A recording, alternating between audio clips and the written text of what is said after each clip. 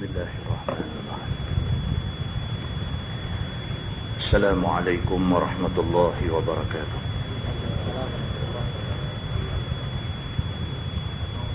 Alhamdulillah wa bihi nasta'in. Ashhadu an la ilaha illallah wahdahu la syarika lah. Wa ashhadu anna sayyidana Muhammadan abduhu wa rasuluh. ونصلي ونسلم على هذا النبي الكريم سيد المرسلين وعلى آله وصحبه أجمعين. أما بعد،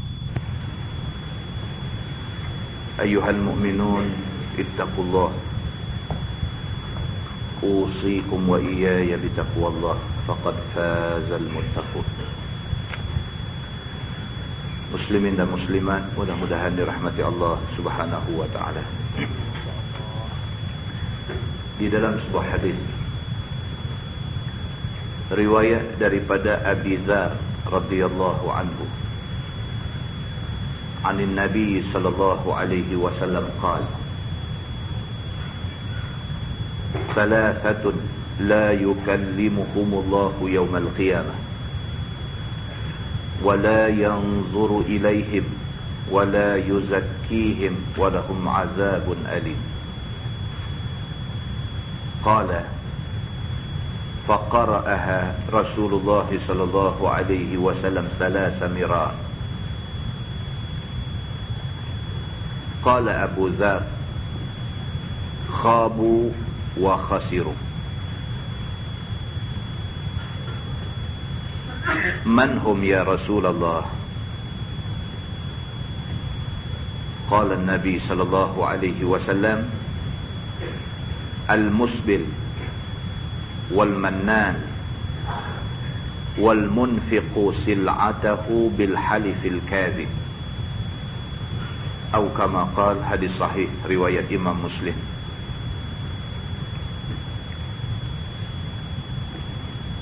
Seorang sahabat yang bernama Abu Dzar radhiyallahu anhu berkata, Nabi sallallahu alaihi wasallam bersabda, sabda Nabi, ada 3 golongan manusia, ada 3 macam manusia. Allah Subhanahu wa taala tidak akan bercakap dengan mereka pada hari kiamat. Bahkan Allah tidak mau tengok mereka.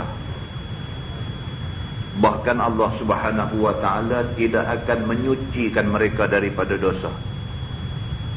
Bahkan bagi mereka azab yang sangat pedih.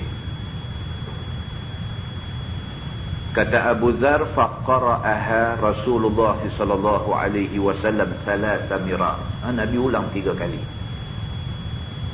Nabi kata benda ni 3 kali. Nabi kata, salasatun la yukallimuhumullahu yawmal qiyamah wa la yanzuru ilaihim wa la yuzakkihim wa lahum azabun alim. Lepas tu Nabi kata lagi, salasatun la yukallimuhumullahu yawmal qiyamah wa la yanzuru ilaihim wa la yuzakkihim wa lahum azabun alim. Nabi kata lagi sekali, 3 kali Nabi ulang benda yang sama. Nabi kata ada 3 macam manusia, Allah tak mau tengok mereka, Allah sekali-kali tidak akan bercakap dengan mereka, Allah tidak akan bersihkan mereka daripada dosa, bahkan Allah akan bagi dekat mereka azab yang pedih. Nabi ulang 3 kali. Bila Nabi SAW ulang benda yang sama 3 kali, maka maksudnya ialah benda ni berat. Benda ni berat, maka kerana tu Nabi ulang sampai 3 kali. Abu Dzar radhiyallahu anhu yang ada sama dengan Nabi, bila dia tengok Nabi sampai sungguh-sungguh macam marah sangat kepada 3 golongan manusia ini, Abu Dzar kata, khabu wa khasiru. Abu Dzar kata, menyesal dan sangat rugilah mereka ini.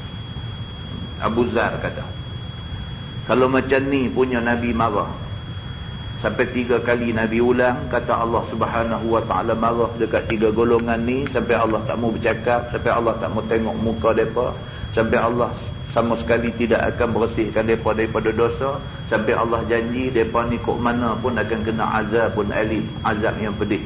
Sampai 3 kali Nabi ulang, Abu Zar kata khabu wa khasiru. Dia kata sangat menyesal dan sangat rugilah orang-orang ini. Man hum ya Rasulullah? Abu Zar kata, siapa 3 golongan itu ya Rasulullah? Siapa 3 golongan yang sangat menyesal esok ni dan sangat rugi di hari akhirat esok ni? Siapa mereka ni? Qala Nabi sallallahu alaihi wasallam, Nabi bersabda, Nabi kata yang pertama al-musbil. Al-musbil maksudnya ialah orang yang suka pakai baju meleret. Pakai baju labuh, yang labuh itu menunjukkan sombong. Maknanya ialah orang yang sombong. Hari akhirat esok Allah Subhanahu wa taala tak mau bercakap dengan dia, Allah tak mau tengok muka dia.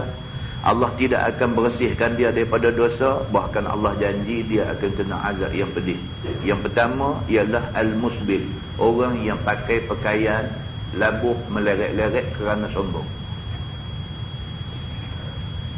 Yang kedua, kata Nabi al-mannan. Al-mannan maksudnya orang yang suka mengungkit-ungkit benda baik hak dia buat. Buat satu benda baik ke siapa-siapa, dia ulang sebut tu lah. Bukan sekali, bukan 10 kali, tak tahu berapa puluh kali dah. Orang pun tak larat dengar dah. Dia duk cerita, kata dia pernah buat baik. Duk ulang cerita dia buat baik ni tak tahu berapa kali. Suka mengungkit-ungkit benda baik hak dia buat. Maka orang ini di hari kiamat esok Allah tak mau bercakap dengan dia, Allah tak mau tengok muka dia, Allah tidak akan ampunkan dosa dia, bahkan Allah janji dia akan kena azab yang pedih. Golongan ketiga, wal munfiqu sil'atahu bil halifil kadhib, iaitu mana-mana orang yang menjual barang, dia jual barang dan dia bersumpah dengan sumpah bohong. Dia jual barang, dia sumpah kata benda ni elok, misalnya ni hak dia beli ni barang import elok. Setakat ni dia kata orang beli tak ada siapa mai komplain lagi, walhal dia tahu barang tu barang tak elok. Maka mana-mana orang yang jual barang dengan disertai sumpah bohong dekat orang, maka orang yang macam ni hari akhirat esok Allah tak mau tengok dia, Allah Subhanahu wa ta'ala tidak mau bercakap dengan dia, Allah tidak akan ampun dia daripada dosa, Allah janji dia akan kena azab yang pedih. Muslimin dan muslimat yang dirahmati Allah sekalian, hadis itu hadis sahih riwayat Imam Muslim. Pengajaran daripada situ dapat kita ambil, yang pertama sekali, jangan buat satu benda yang boleh dianggap kita ni sombong. Jangan buat satu benda yang boleh dianggap kita ni sombong. Maka pakai pakaian labuh itu ciri-ciri sombong. Bahkan di dalam sebuah hadis lain riwayat daripada Ibni Umar radhiyallahu anhuma, kata dia anin Nabi sallallahu alaihi wasallam qala al-isbalu fil izar wal qamis wal imamah man jarra syai'an khuyala lam yanzurillahu ilaihi yaumal qiyamah, atau kama qala, hadis riwayat Imam Abu Daud dan An-Nasa'i. Nabi sallallahu alaihi wasallam bersabda, Nabi kata al-isbal fil izar wal qamis wal imamah, sama saja mana-mana orang yang melabuhkan sama ada kain dia ataupun baju jubah qamis dia ataupun imamah, pakai serban ekor panjang sampai ke belakang panjang sangat. Man jarra syai'an khuyala, barang siapa yang melabuhkan semua-semua benda ni kerana sombong, lam yanzurillahu ilaihi yaumal qiyamah, hari kiamat Tuhan tak mau tengok muka dia. Daripada hadis ini dapat kita faham bahawa Allah Subhanahu wa ta'ala marah sangat dekat orang yang sombong. Sama ada sombong itu ditunjuk dalam bentuk berpakaian, ataupun sombong itu ditunjuk dalam bentuk bercakap, ataupun sombong itu ditunjuk dalam apa rupa bentuk sekalipun. Kesombongan ni Allah Subhanahu wa ta'ala sangat tidak suka. Dalam Quran pun Tuhan kata wala tamshi fil ardi maraha, jangan sekali-kali kamu berjalan di atas muka bumi hal keadaan kamu sombong. Quran, hadis Nabi begitu punya banyak mengingatkan manusia supaya tidak sombong dalam soal ini. Di dalam sebuah hadis riwayat daripada Abi Hurairah radhiyallahu anhu, kata dia, bainama rajulun yusalli musbilan izarah, qala lahu Rasulullah sallallahu alaihi wasallam, izhab fatawadda. Fadhahaba fatawadda, thumma jaa faqala an-nabi sallallahu alaihi wasallam, izhab fatawadda. فقال له رجل يا رسول الله ما لك أمرته أن يتوضأ ثم سكت عنه. قال النبي صلى الله عليه وسلم إنه كان يصلي وهو مسبل إزارة وإن الله لا يقبل صلاة رجل مسبل، أو كما قال. Hadis riwayat Imam Abu Daud. Nabi SAW diceritakan oleh Abu Hurairah radhiyallahu anhu bahawa satu hari di masjid, satu orang laki-laki duduk semayang hal keadaan musbilan izarah, kain meleret atas lantai. Abu Hurairah cerita, dia kata satu hari duduk ada di masjid, Nabi duduk ada sekali. Nabi tengok ada satu orang main masuk masjid semayang, kain meleret atas lantai, orang laki-laki. Faqala lahu Rasulullah sallallahu alaihi wasallam, dia habis semayang, Nabi kata kat dia, izhab fatawadda. Nabi kata, hampir ambil ayat semayang, hampir dan ambil ayat semayang, sat lagi main semayang lain. Fadhahaba fatawadda, dia pun dah Nabi kata lagu tu, terus pergi ambil ayat semayang, main pula. Faqala Nabi sallallahu alaihi wasallam, izhab fatawadda. Dia main nak semayang, Nabi kata pula kat dia, pi ambil ayat semayang lagi, tak lagi main semayang. 2 kali lah suruh. Faqala lahu rajul, maka satu orang sahabat lain duduk dekat Nabi, dia kata ke Nabi, ya Rasulullah malak. Dia kata, ya Rasulullah, apa hal ni? Malak, kalau terjemahnya maksudnya apa kena dengan kamu ni? Satu orang sahabat lain kata ke Nabi, ya Rasulullah malak, wahai Rasulullah, apa yang tak kena ni? Dia ni tadi dah semayang dah, kemudian Nabi suruh pergi ambil ayat semayang, suruh semayang pula. Dia dah pergi ambil ayat semayang, dia main, Nabi suruh pula pergi ambil ayat semayang, suruh main pula. Malak, apa benda yang tak kena? Amartahu an yatawadda, kamu suruh dia pergi ambil ayat semayang, summa sakatta anhu, lepas tu bila dia main kamu tak cakap apa-apa, kamu suruh pergi lagi ambil ayat semayang, kamu diam aja, kamu tak tegur apa salah dia. Qala Nabi sallallahu alaihi wasallam, Nabi jawab, Nabi kata, innahu kana yusalli wa huwa musbilun izar. Nabi kata salah dia ni ialah dia semayang kain meleret, kain labu. Wa inna Allah la yaqbalu salata rajulin musbil, dan sesungguhnya Allah tak terima sembahyang orang yang kainnya terlalu labu. Hadis itu hadis riwayat Imam Abu Daud dengan isnad yang sahih daripada Imam Muslim. Muslimin dan muslimat yang dirahmati Allah sekalian, kita sebut di Masjid Sungai Rambai baru ni, dia dalam asar sahabat menceritakan satu orang sahabat pada pagi Sayyidina Umar Al-Khattab kena tikam. Sayyidina Umar kena tikam waktu nak semayang, dalam keadaan duk tahan sakit, rebah. Selepas kena tikam tu, Sayyidina Umar duk celak mata, nampak satu sahabat kain labu. Sayyidina Umar tegur lagi dia, dalam duk sakit tu Sayyidina Umar tegur lagi. Sayyidina Umar kata, angkat kain kau.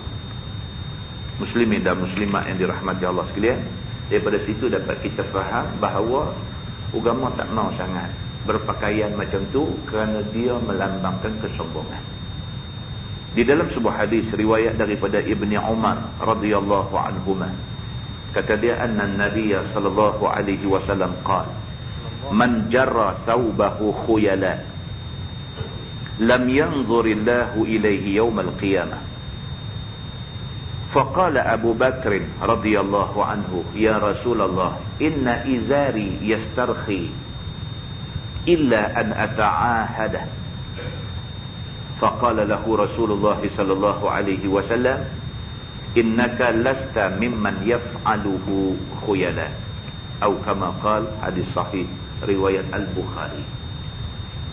Ibnu Umar, anak Sayyidina Umar Al-Khattab radhiyallahu anhu, dia menceritakan, kata dia Nabi SAW bersabda, Nabi kata, man jarra thawbahu khuyala, siapa yang melabuhkan baju dia kerana sombong,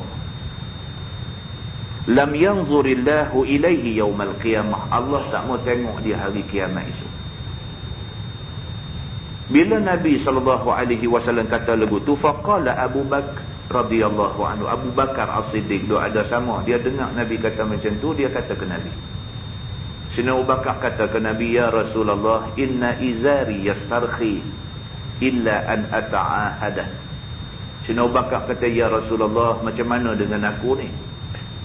Kain aku ni tak payah buat macam mana, dia suka meleleh.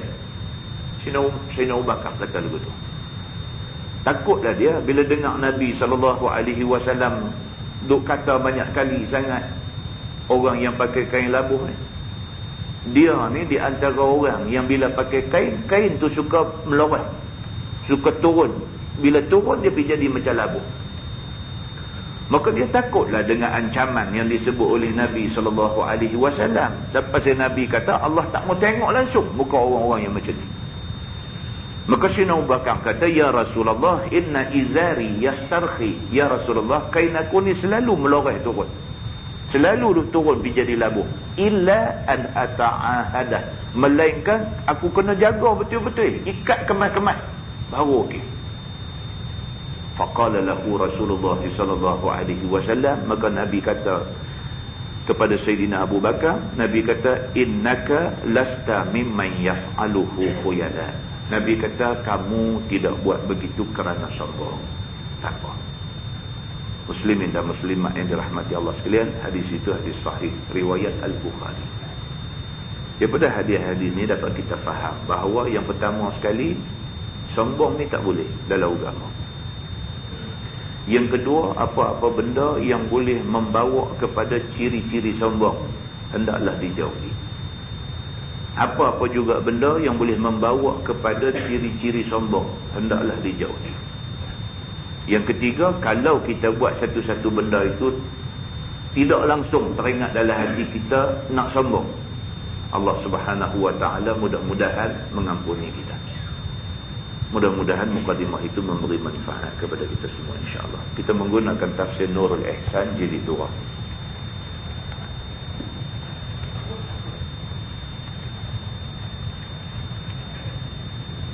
Nurul Ihsan jilid 2 muka surat 165. Kita masih lagi berada dalam tafsir surah At-Taubah. Tafsir surah At-Taubah. Kita sambung ayat 86. A'udzubillahi minasyaitanir rajim. Wa idza unzilat suratun an aminu billah wajahidu ma'a rasulih.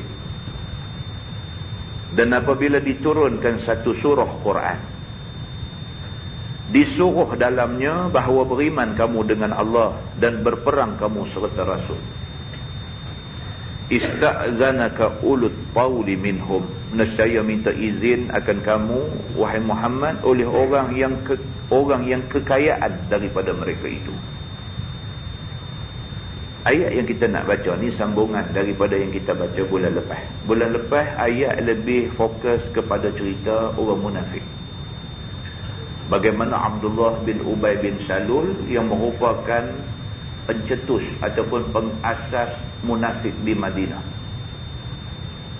yang macam-macam cerita dia buat ke Nabi SAW, macam-macam benda dia buat bagi sakit hati Nabi, bagi sakit badan Nabi, bagi macam-macam benda jahat dia buat ke Nabi. Tiba-tiba bila dia sakit, bila dia nak mati, dia pesan ke anak dia, dia suruh anak dia pergi cakap ke Nabi, kalau sekiranya dia mati, yang pertama minta jubah Nabi buat kapan dia, yang kedua minta Nabi sembahyangkan mayat dia. Ini kita baca bulan lepas. Dan Nabi SAW pun bila dengar benda ni, Nabi nak tunaikan kehendak dia. Bila dia mati, Nabi bagi jubah Nabi, dan Nabi nak semayangkan mayat dia, yang kemudiannya dihalang oleh Sayyidina Umar Al-Khattab. Dan Nabi sampai kata, kalau sekiranya Allah Subhanahu Wa Ta'ala boleh ampunkan dia ni dengan kerana aku minta ampun kat Tuhan, banyak mana pun, berapa kali pun aku nak minta ampun dekat Tuhan supaya dia ni diampunkan. Yang kemudiannya turun ayat mengingatkan Nabi SAW, kalau manusia macam Abdullah bin Ubay bin Salul ini, dilarang orang-orang yang beriman semayang mayat dia. Malam ni kita sambung ayat 86 daripada surah At-Taubah juga. Dia masih lagi nak menceritakan tentang kisah orang-orang munafik ni, yang 1000 dalih, 1000 helah, 1000 alasan diberikan dengan tujuan untuk tak mau terlibat dengan Islam. Maka ayat malam ni pula dia kata, wa idza unzilat suratun an aminu billah wajahidu ma'a rasulih. Bila sahaja Allah turunkan satu surah daripada Quran, yang surah itu nak suruh supaya beriman dengan Allah dan nak suruh pergi perang sama dengan Nabi. Bila mai aja suruhan suruh beriman dengan Allah, suruh pergi perang sama dengan Nabi, Tuhan kata ista'zanaka ulut tauli minhum. Nescaya akan minta izin kepada kamu orang-orang yang kaya-kaya daripada mereka itu, yakni daripada orang munafik. Orang munafik, orang kaya-kaya ni, mereka akan bagi macam-macam alasan untuk tak mau pergi perang dengan Nabi. Tuhan habaq siap-siap dah. Sebelum lagi turun perintah pergi perang, Tuhan habaq dah. Kalau turun, akan ada orang tak mau ikut. Dan orang yang tak mau ikut ni bukan kerana mereka ni ada alasan yang menasabah untuk tak pergi, tapi saja tak mau pergi. Kalau mereka ada alasan yang menasabah, misalnya uzur, sakit, misalnya mereka ni umur dah terlampau tua, misalnya mereka ni orang perempuan ataupun budak-budak, ataupun mereka ni orang cacat, menasabah, mereka minta uzur untuk tak mau nak pergi perang. Tapi mereka ni orang yang serba sihat, serba kaya, serba berkebolehan, berkemampuan untuk pergi perang, tapi saja bagi excuse untuk tak mau nak ikut Nabi. Ini dimurkai oleh Allah Subhanahu Wa Ta'ala. Firman Allah, waqalu zarna nakum ma'al qa'idin. Dan kata mereka itu, yakni orang-orang kaya yang munafik ini, tinggalkan akan kami duduk serta segala orang yang duduk. Dia pergi kata dekat Nabi, kami tak pergi, bagi kami duduk tunggu Madinah ni, tak apalah hampa pergi, kami jaga Madinah. Bagi alasan macam tu. Dia nak duduk sama dengan orang tua, dia nak duduk sama dengan orang cacat, dia nak duduk sama dengan orang sakit, sedangkan dia orang yang sempurna itu. Firman Allah, radu bi an yakunu ma'al khawalif. Redha mereka itu bahawa ada mereka itu serta segala orang yang ketinggalan daripada perang, seperti orang perempuan, kanak-kanak dan orang-orang yang dhaif. Depa sanggup duduk dengan orang-orang yang tak sempurna. Depa sanggup duduk, depa tak mau pi sama dengan orang-orang yang macam depa. Firman Allah, wa tubi'a ala qulubihim fahum la yafqahun. Dan telah tutup Allah atas hati segala mereka itu, yakni segala munafik itu, tidak terbuka hati mereka itu pada jalan agama, maka mereka itu tiada faham akan kerja yang jadi bahagia dunia dan akhirat, dan yang jadi celaka bagi diri mereka itu. Tu dia. Dengan kerana awal-awal tunjuk tak mau pergi ambil bahagian dalam agama, Allah kata tak ada benda lain yang Tuhan boleh bagi ke mereka ni melainkan wa tubi'a ala qulubihim. Tuhan sil hati mereka. Tubi'a ni bukan cakap tutup. Tubi'a maksudnya sil, peteri. Sekali kita tunjuk kita tak mau ke agama, 10 kali Tuhan benci kita. Ini akibat yang akan menimpa orang yang tunjuk tak suka kepada Allah, tak suka kepada agama Allah. Sekali kita tunjuk kata kita tak suka ke Islam, 10 kali Allah tunjuk dia tak suka kat kita. Tapi sekali kita tunjuk kita suka dekat Allah, 10 kali Allah tunjuk Allah suka kat kita. Dalam hadis dia kata, kalau sekiranya manusia ni berjalan nak pergi cari keredaan Allah, Allah akan mai berlari nak bagi keredaan pada dia. Kalau manusia langkah sejengkal aja nak pergi dekat dengan Allah, Allah akan mai sambut dia satu hasta. Maka demikian juga halnya kalau sekiranya manusia tunjuk tak suka kepada agama Allah, Allah tunjuk Allah tak suka kat dia. Bila Allah turunkan perintah suruh pergi perang, bagi alasan untuk tak mau pergi perang, Allah Subhanahu Wa Taala kata, aku sil terus hati dia, biar tertutup hati dia, dia terus tak akan mau kepada agama sampai bila-bila. Maka jadilah mereka ni munafik, yang akhirnya Tuhan kata, innal munafiqina fid darkil asfali minan nar. Orang munafik ni Allah letak dia di dasar api neraka Allah. Tuhan marah sungguh kepada orang ni, mengaku dah kata Islam, pergi buat PL perangai macam orang yang menentang Islam. Firman Allah Subhanahu Wa Taala, lakinir rasul walladzina amanu ma'ahu jahadu bi amwalihim wa anfusihim wa ulaika lahumul khairat wa ulaika humul muflihun. Tetapi bermula Nabi SAW dan segala mereka yang beriman serta Nabi itu berperang mereka itu sungguh-sungguh dengan segala harta mereka dan juga nyawa mereka itu. Itu dia. Dalam masa yang sama, Nabi dengan sahabat-sahabat Nabi pergi perang, bukan saja habis harta, nyawa pun ada yang terbang. Mana boleh waktu Nabi SAW dengan sahabat-sahabat sanggup terbang nyawa kerana nak tahan Islam, hang nak hidup menyorok di rumah? Wajarkah perbuatan yang macam ini? Sewaktu Nabi SAW susah payah nak bawa Islam, nak pastikan Islam mai kat kita lah ni, ada sebahagian orang tidur di rumah, tak mau nak pergi bantu Nabi. Wajarkah perbuatan yang macam ni? Dia kata, dan bermula bagi mereka itu segala kebajikan dunia akhirat, dan bermula mereka itulah yang dapat kemenangan dengan syurga dan lepas daripada api neraka.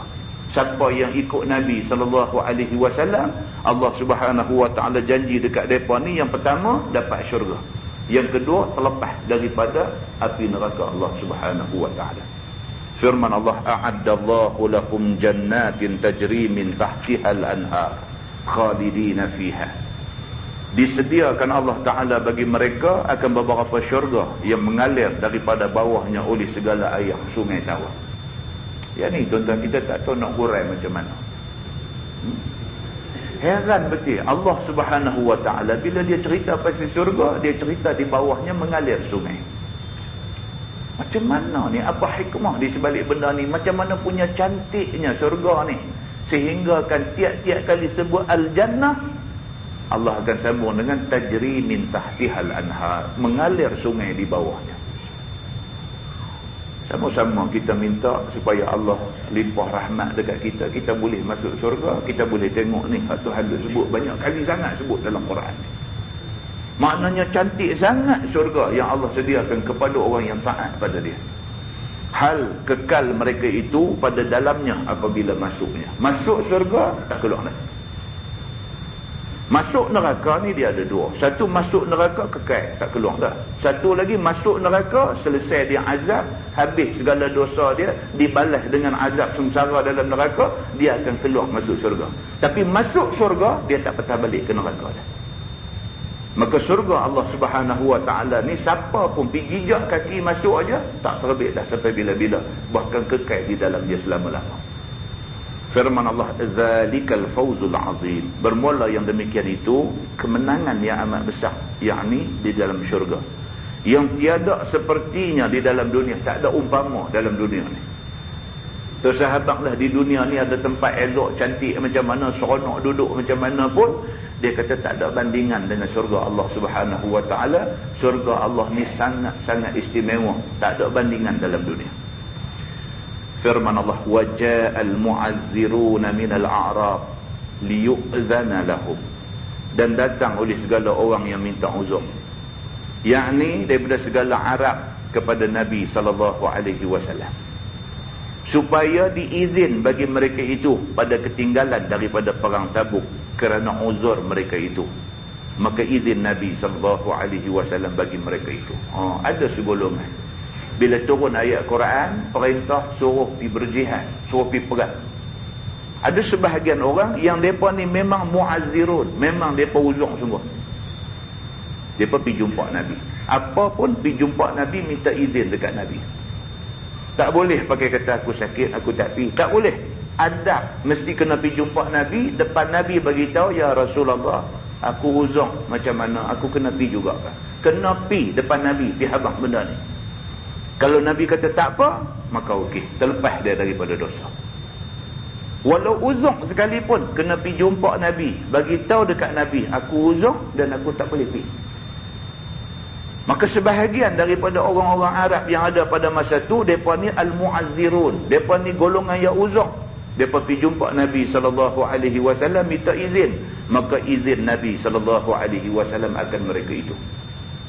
Waqa'ada alladhina kazzabullah wa rasulah, dan duduklah oleh segala mereka yang dusta Allah dan Rasul itu pada kata beriman, yakni daripada segala munafiqin yang datang minta uzur dusta itu. Tapi yang kata orang munafik ni duk sihat elok, tak ada uzur apa, tak pergi jumpa Nabi tapi tak mau pergi perang. Ada segolongan daripada golongan munafik ni tak pergi jumpa Nabi dan memang tak mau pergi perang. Ada sebahagian jumpa Nabi, habang kata tak boleh pergi perang, padahal dia sihat. Itu satu golongan. Satu golongan lagi langsung tak entang dekat Nabi. Tak payah pergi jumpa Nabi, aku nak pergi, aku tak mau pergi, aku punya suka. Macam ni punya perangai. Firman Allah, sayusibul ladzina kafaru minhum azabun alim. Lagi akan kena segala orang kafir daripada mereka itu azab yang sangat sakit pada dunia, yakni dengan bunuh dan tawan, dan azab akhirat dengan neraka selama-lamanya. Tuhan marah sungguh dekat hak jenis tak entang ke Nabi ni. Allah Subhanahu wa ta'ala kata tak pergi ke mana mereka ni. Atas dunia besar kemungkinan satu hari mereka kena bunuh. Akhirat dah tentu dah neraka duk tunggu mereka.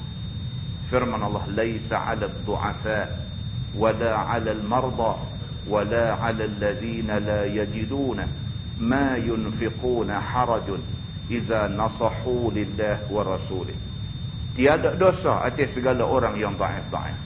Orang yang memang dhaif, lemah, tua, sakit, tak larat dan sebagainya, kalau tak pergi perang tak berdosa. Dan tiada dosa atas segala orang yang sakit, dan tiada dosa atas segala mereka yang tiada dapat mereka itu barang nak buat belanja perang. Kalau sekiranya dia ni boleh nak pergi tapi belanja tak ada, nak pergi perang ni, nak pergi perang Tabuk ni, kita duk baca ni masih lagi cerita perang Tabuk. Tabuk ni satu tempat jauh daripada Madinah, yang nak pergi tu tak boleh pergi berjalan, nak kena naik kenderaan pergi. Sebahagian daripada sahabat Nabi, ada sebahagian daripada sahabat Nabi nak pergi, tapi dia jenis orang miskin, tak ada kenderaan nak boleh pergi. Maka mereka pergi jumpa Nabi SAW, tanya Nabi, ya Rasulullah, boleh tak boleh bagi kenderaan dekat kami? Kami tak ada duit nak beli kenderaan. Boleh tak boleh bagi kenderaan dekat kami? Kalau bagi kenderaan, kami nak pergi. Nabi SAW pun tak ada duit nak boleh beli kenderaan ni. Nabi kata, aku tak boleh bagi kenderaan dekat kamu. Menangis mereka ni kerana tak boleh pergi. Tuan-tuan tengok ni yang kata manusia ni hati dia macam tu. Ada yang hati ni kira Islam sangat-sangat, dia sign mati lah. Untuk Islam ni dia sign mati lah. Ada manusia hati 50-50, nak tak nak, nak tak nak, nak tak nak. Ada manusia ni mengucap 2 kalimah syahadah Islam, tapi hati tak ada langsung dengan Islam. Ada manusia langsung tak mau masuk Islam. Maka sebahagian daripada sahabat Nabi ni, ada yang hati ni berkobak-kobak nak pergi perang sama dengan Nabi SAW. Masalah dia miskin, nak beli kenderaan tak ada duit. Pergi jumpa Nabi, kok Nabi boleh dapat infak harta daripada siapa-siapa, kok boleh beli kenderaan untuk mereka naik. Nabi pun kata tak ada juga, menangis kerana tak boleh pergi perang. Tentu pernah dengar cerita seorang ibu yang anak dia semua dah hantar pergi perang, mati. Berapa orang dah anak mati kerana pergi perang, mati syahid dalam perang. Sampai dah habis dah anak dia pergi jumpa Nabi SAW. Dia pergi kata kepada Nabi, dia kata, ya Rasulullah, aku sangat sedih kerana kamu nak pergi perang ni, aku dah tak ada anak dah. Nabi SAW ingat dia sedih kerana anak dia semua dah mati dalam perang, maka dia sedih, dia tinggal seorang. Bila tanya dia kata dia bukan sedih pasal anak ada semua dah mati syahid, tapi dia sedih kerana tak ada dah anak nak boleh hantar pergi mati syahid. Itu dia, tuan-tuan. Ini bukan cerita wayang, ini bukan cerita pergi buat-buat. Kalau mereka buat-buat, mereka nak bodek Nabi, mereka nak dapat apa? Nabi bukan orang kaya, bukan pergi bodek Nabi boleh dapat pangkat, bukan pergi bodek Nabi boleh dapat duit, bukan pergi bodek Nabi boleh dapat apa-apa benda yang menyeronokkan. Tak ada guna. Bila bodek Nabi pun tak ada guna. Kalau yang dia harap tu kebendaan, dia pergi bodek Nabi saja ya. Tapi dia pergi jumpa Nabi, dia bercakap isi hati dia. Betapa sedihnya dia. Tak ada dah anak. Kalau ada, dia kata aku pasti akan hantar dia pergi mati syahid lagi. Aku akan hantar dia untuk pergi perang dan aku reba kalau dia syahid. Ada manusia yang hati macam tu. Kata dalam kitab ni, mereka itu sama saja. Mereka itu duk buat excuse ni cerita ni. Mereka itu dusta pada tinggal daripada pergi berperang apabila nasihat mereka itu bagi Allah dan bagi Rasul dengan taat, dan ikhtiar jalan kebajikan bagi orang yang pergi perang, dan tiada menzahir yang tiada elok, dan ikhlas iman dan amal bagi Allah Subhanahu wa taala semata-mata. Ini golongan ni. Dia nak pi, dia ikhlas kepada Allah Subhanahu wa taala, nak pi juga walaupun tak ada kenderaan boleh bawa dia pi, hati dia memang nak pi. Maka kerana tu Nabi SAW dah pi dah perang. Dalam perang Tabuk ni Nabi pesan dekat sahabat-sahabat ada ni.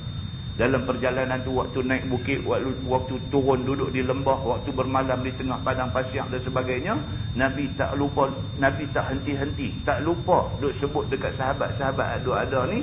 Nabi kata ada sebahagian daripada sahabat-sahabat kita, walaupun hari ni dia tak sama dengan kita, tapi pahala dia sama macam pahala kita. Nabi kata, cakap Nabi itu merujuk kepada orang ni, orang yang nak pi tapi tak ada kemudahan untuk nak bawa mereka pergi perang sama dengan Nabi.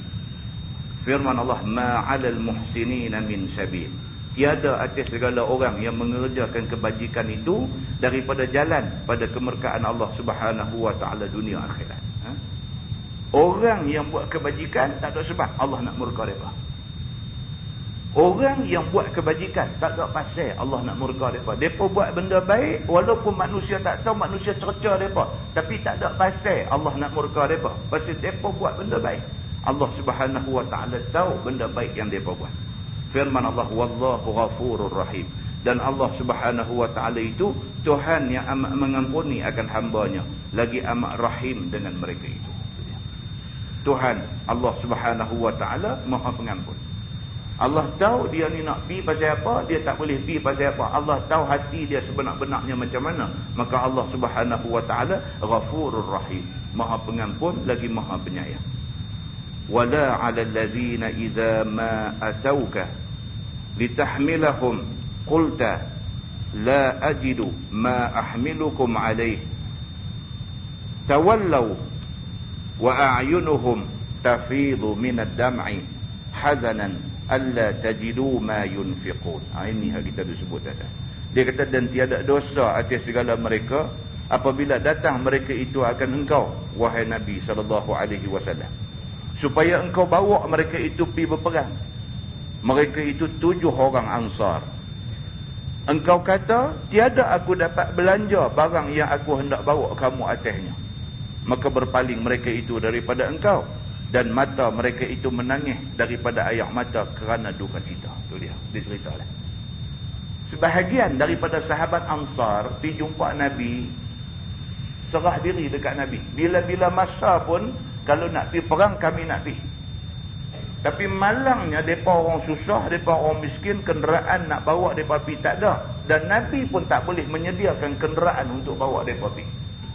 Bila Nabi habaq kata aku tak boleh nak bawa hampa pergi, beralih mereka ni dalam keadaan menangis. Menangis kerana tak boleh pergi berperang sama dengan Nabi SAW. Bahawa tiada dapat mereka itu barang yang perbuat belanja pergi berperang itu. Maka bawa mereka itu oleh Sayyidina Abbas 2 orang, dan Sayyidina Osman 3 orang, dan Amin bin Umar 2 orang.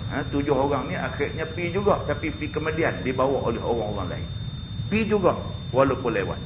Innamas sabilu 'alal ladzina yasta'dzinunaka wa hum aghniya'u radu bi an yakunu ma'al khawalif wa taba'a Allahu 'ala qulubihim fahum la ya'lamun. Hanya jalan kesalahan itu ialah atas segala orang yang minta izin kepada engkau pada tinggal perang Tabuk itu. Sedangkan mereka itu kaya. Redha mereka itu bahawa ada mereka itu serta segala orang yang ketinggalan dengan ada uzur, yakni ketinggalan sama dengan perempuan-perempuan, sama dengan kanak-kanak, sama dengan orang tua-tua. Hak ni salah. Hak tadi tak salah. Pasal apa? Dia nak pi tapi tak ada kemudahan untuk nak bawa dia pi. Nak beli kenderaan pun duit tak ada.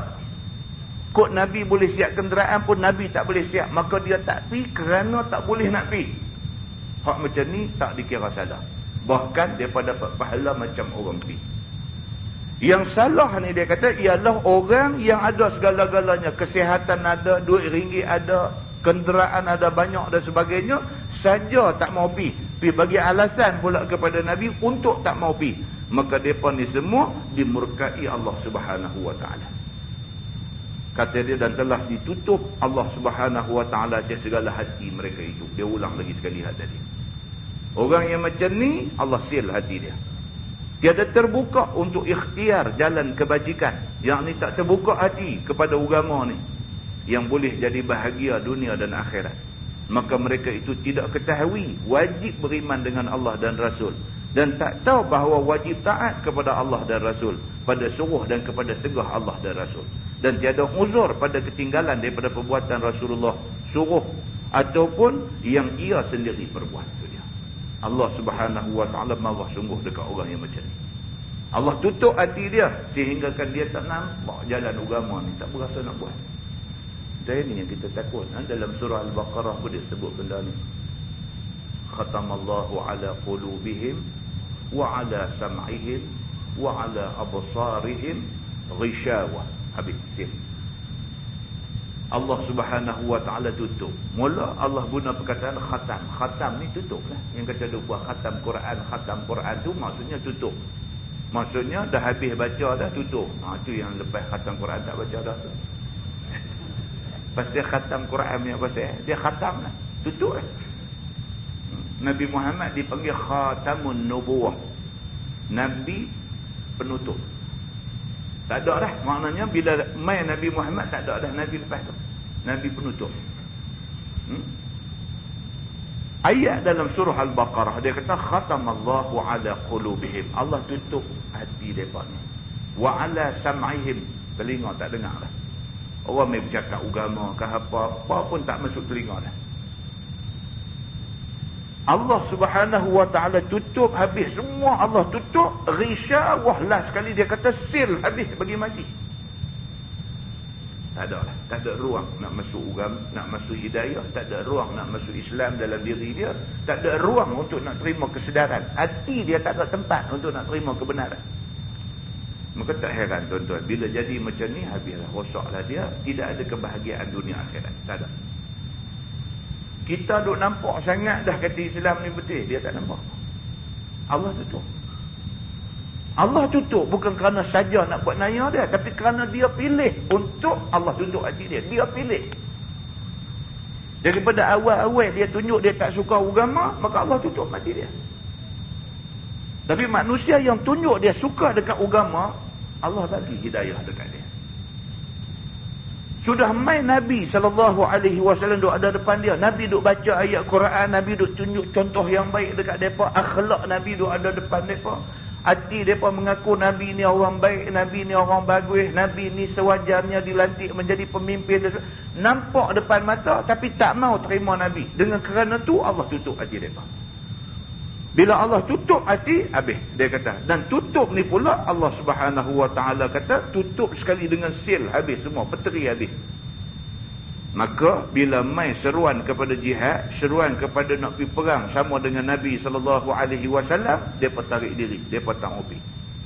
Dan tiada uzur pada ketinggalan daripada perbuatan yang Nabi SAW suruh ataupun Nabi sendiri buat. Nabi bukan suruh orang pergi perang, bahawa bahkan Nabi sendiri pergi perang. Dia boleh tengok tapi tak ambil pengajaran. Kok kata Nabi ni duk suruh orang pergi perang, Nabi sendiri tak pergi. Kok kerana tu dia tak mau ikut, satu pasal lah. Dia kata apa dia ni, duk suruh kita pergi perang yang dia tak pergi.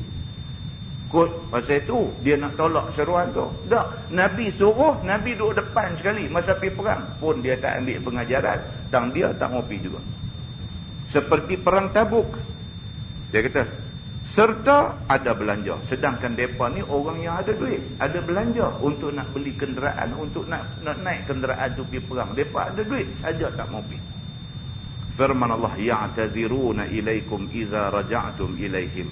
Tuhan kata pula lagi dekat Nabi, minta uzur mereka itu, yakni munafik itu, kepada kamu ya Rasulullah, apabila kamu balik kepada mereka itu daripada Tabuk. Mereka itu lebih 80 orang datang minta uzur dengan jalan yang batil. Tuhan bagi tahu dah dekat Nabi, Tuhan kata, wahai Muhammad, lah ni depa tak mau pergi perang. Kamu pergi perang, balik esok depa akan jumpa kamu bagi cerita macam-macam. Ya Rasulullah, saya tak pergi itu bukan pasal apa, merepek cerita yang tu, cerita yang ni dan sebagainya. Tuhan habaq dah dekat Nabi. Bila Nabi balik, sungguh 80 orang duk beratok nak jumpa Nabi kerana nak bagi alasan kenapa tak pergi pulang. Ni yang berlaku. Firman Allah, qul la ta'taziru lan nu'mina lakum qad nabba'ana Allahu min akhbarikum. Kata olehmu wahai Muhammad bagi mereka itu, jangan kamu minta uzur. Tiada kami percaya lagi bagi kamu. Sungguh telah mengkhabar akan kami oleh Allah Ta'ala daripada segala khabaran kamu ini. Tuhan kata dekat Nabi, wahai Muhammad, kamu balik, mereka ni nanti mai jumpa kamu. Kamu bagi tahu dekat mereka ni, la ta'taziru. Tak usah duk mai bagi alasan, aku tak mau dengar. Lan nu'mina lakum. Hampa ni memang jenis tak mau beriman. Qad nabba'ana Allahu min akhbarikum. Tuhan dah bagi tahu dekat aku kala sebenar hampa ni. Aku dah tahu dah. Bagi tahu kat depa, aku dah tahu hampa punya true color. Perangai hang sebenar macam mana Tuhan dah bagi tahu kat aku. Allah suruh Nabi Muhammad pergi kata lagu tu dekat depa. Tak usah duk mai buat sandiwara depan aku, tak usah duk mai buat cerita kat aku tak mau dengar semua ni. Kamu memang jenis tak beriman dengan Allah, dan Allah dah bagi tahu dekat aku kamu sebenar ni siapa. Cakap macam tu dekat mereka. Daripada tiada iman kamu dengan Allah dan Rasul pada hari akhirat. Tuhan dah bagi tahu dekat aku, hampa ni memang jenis tak percaya Tuhan, tak percaya hari akhirat, dan mengolok-olok dengan Allah dan dengan Quran dan dengan Rasul. Bahkan hampa ni jenis manusia, dengan Quran, dengan Nabi, hampa buat main-main, hampa buat perli-perli. Bagi tahu dekat mereka, kata Allah Subhanahu wa taala, dah tahu dah mereka ni siapa. Firman Allah, wa sayarallahu amalakum wa rasuluh. Dan lagi melihat Allah akan kamu itu, akan amalan kamu yang kufur maksiat itu, dan Rasulnya demikian itu juga. Allah Subhanahu wa taala akan memperlihatkan amalan mereka ni. Allah Subhanahu wa taala juga akan bagi Nabi nampak amalan mereka ni sebenar-benarnya macam mana, baik ke tak baik. Allah dah tunjuk dah. Summa bagi tahu dekat mereka ni, satu hari hampa akan mati. Satu hari hampa haduk bohong ni, haduk buat main-main dengan Tuhan, haduk buat main-main dengan Nabi, haduk buat bercakap lebih kurang ni, satu hari summa turadduna ila alimil ghaib wasyahadah. Satu hari hampa akan balik menghadap Allah, Tuhan yang tahu benda gaib dan benda nyata. Satu hari hampa akan mati. Telah mengkhabar Allah akan kamu dengan barang yang ada kamu beramal, sama ada kebajikan ataupun kejahatan. Hampa mati esok, Tuhan akan beritahu. Hak baik hampa buat pun Tuhan tunjuk balik, hak jahat hampa buat pun Tuhan akan tunjuk balik. Beritahu kat mereka benda ni. Dibalas kamu dengannya di akhirat, sama ada syurga ataupun neraka. Esok Allah Subhanahu wa taala akan balas kamu. Kamu ni salah satu daripada dua tempat. Kalau baik, kamu masuk syurga. Kalau selama ni kamu jahat, tempat kamu di neraka. Tu aja. Bagi tahu dekat depa benda ni. Firman Allah, sayahlifuna billahi lakum idzan qalabtum ilaihim litu'ridu anhum. Lagi bersumpah mereka itu dengan nama Allah bagi kamu apabila kamu sampai balik kepada mereka itu daripada Tabuk. Kata mereka itu sebenar-benar uzur pada ketinggalan itu. Tuhan abang dekat Nabi, ni kamu balik perang ni, mereka akan mai jumpa. Bukan setakat main bagi alasan dengan sumpah-sumpah sekali. Mereka ni jenis tak tahu malu, jenis tak tahu takut dengan Tuhan. Mereka boleh cakap apa saja. Sumpah sebut nama Allah, sedangkan lepas sebut nama Allah mereka nak bohong. Tuhan habaq dah dekat Nabi benda ni. Supaya kamu berpaling daripada marah mereka itu. Mereka akan main jumpa kamu, mereka akan cakap macam-macam cakap dengan tujuan supaya kamu tak marah dekat mereka. fa'aridu anhum innahum rijsun wa ma'wahum jahannam jazaan bima kanu yaksibun. Maka berpalinglah kamu daripada mereka itu. Tuhan kata ni semua sandiwara wayang hak mereka nak buat ni, tak sadut dengar, berpaling daripada mereka. Tuhan habang dah dekat Nabi. Ni benda hak mereka nak mai jumpa Nabi ni, Tuhan habang dah. Sungguh bila Nabi balik daripada perang Tabuk, jadi macam yang Tuhan kata. Tuan-tuan, buka dalam Sahih Bukhari, dalam Sahih Muslim ada cerita. Kita akan baca hadis tu pada kuliah yang akan datang. Nabi balik saja daripada perang Tabuk, Nabi terus masuk masjid sembahyang sunat. Habis-habis aja sembahyang sunat, tengok queue panjang dah ada. Nak masuk mai jumpa Nabi seorang-seorang, 80 orang dah ada. Ni geng yang tak pergi perang, sedangkan tak ada sebab. Masuk mai 80 orang, macam-macam duk gelembong Nabi, duk tipu Nabi, duk buat cerita yang bukan-bukan, nak cerita dekat Nabi pasal apa depa tak pergi perang. Allah bagi tahu dah dekat Nabi. Nabi cuma nak tengok kelaku depa ni aja. Dengar cerita depa seorang, dengar cerita semua sekali bersumpah dengan nama Allah. Aku tak pi ni pasal aku sakit kaki, aku tak pi ni pasal aku sakit anu, aku tak pi ni pasal, bagi alasan macam-macam dekat Nabi. Sedangkan Nabi tahu dah semua benda ni Allah dah bagi tahu awal-awal dah. Macam yang Allah bagi tahu macam tu jadi. Tuhan kata dekat Nabi, fa'aridu anhum, maka berpalinglah kamu daripada mereka ni. Tak sedut layan mereka. Bahwasanya mereka itu innahum rijsun, sesungguhnya mereka itu kotor, jahat hati mereka itu. Rijsun ni kalau terjemah maksud dia najis. Tuhan guna perkataan rijsun. Rijsun maksudnya benda yang najis, kotor, keji, tak elok. Allah sifatkan orang yang tak mau pergi tolong Nabi ni sebagai rijsun, sebagai najis, benda kotor, benda keji. Bahawa mereka itu kotor, jahat hati mereka itu, dan tempat kembali mereka itu neraka Jahannam. Tuhan kata, tersedul layan mereka ni, buang masa aja layan mereka ni. Mereka ni esok aku tolak pergi neraka semua sekali. Balasan dengan barang yang ada mereka itu usaha, daripada tinggal beriman kepada Allah dan Rasul, dan tidak taat suruh dan tegah keduanya. Tak mau nak ikut suruhan dan tegahan Allah dan Rasul sallallahu alaihi wasallam. Firman Allah, yahlifuna lakum litardau anhum fa in tardau anhum fa inna Allah la yarda 'anil qaumil fasiqin. Bersumpah mereka itu, yakni orang-orang munafik yang tak pergi perang tu, kepada kamu supaya kamu redha dengan mereka itu.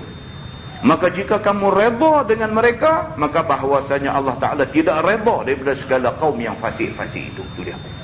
Tuhan kata dekat Nabi, wahai Muhammad, kalau kamu terima mereka ni, kamu kata okeylah, tak apalah, aku terima apa punya mengaku silap ni, aku terima. Tuhan kata kamu terima pun aku tak terima. Tuhan kata, Tuhan marah sungguh dekat orang-orang ni. Maka tiada manfaat redha kamu serta murka Allah Subhanahu wa taala. Tuhan kata tak ada guna kalau kamu ampun, kamu bagi kemaafan dekat mereka, kerana aku tak akan ampunkan mereka. Tuhan kata. Firman Allah, al-a'rabu ashaddu kufran wa nifaqa wa ajdaru alla ya'lamu hududan ma anzalallahu ala rasulih. Bermula Arab Ulu, yakni Arab Badui ni. Arab Badui dia panggil Arab Ulu. Pasal mereka ni tak bertamadun, duduk tengah padang pasir, tak ada rumah, bahkan hidup sentiasa pindah randa. Tak mana tempat ada wadi, ada kawasan air, tentu kawasan mereka duduk. Duduk guna air sampai kering, pindah pergi cari tempat lain pula. Maka mereka ni dipanggil Arab Dusun, ataupun Arab, orang Arab darat dia panggil, ataupun orang Arab Ulu. Bermula Arab Badui itu sangat banyak jalan kufur dan munafik daripada Arab negeri. Nak banding, dia kata puak Arab Badui dengan Arab hak duduk dalam pekan ni, oh Badui ni teruk, dia kata. Pasal mereka ni jauh terpencil, tak terdedah kepada seruan Islam. Macam kita hari ni lagu mana? Orang duduk pekan dengan orang duduk kampung ni hak mana lagu? Kita lah ni orang pekan. Orang pekan bagus, kok mana pun orang pekan bagus. Walaupun kita tengok dalam pekan ni macam-macam apa semua, tapi orang pekan tuan-tuan, kesedaran kepada Islam cukup tinggi. Kampung ni dia jadi karat ke mana tu. Sungguh. Pergi masjid-masjid di Kuala Lumpur, tuan-tuan pergi masjid Abu Bakar As-Siddiq dekat Bangsar tu. Kuliah pengajian penuh. Penuh orang. Walhal semua orang sibuk.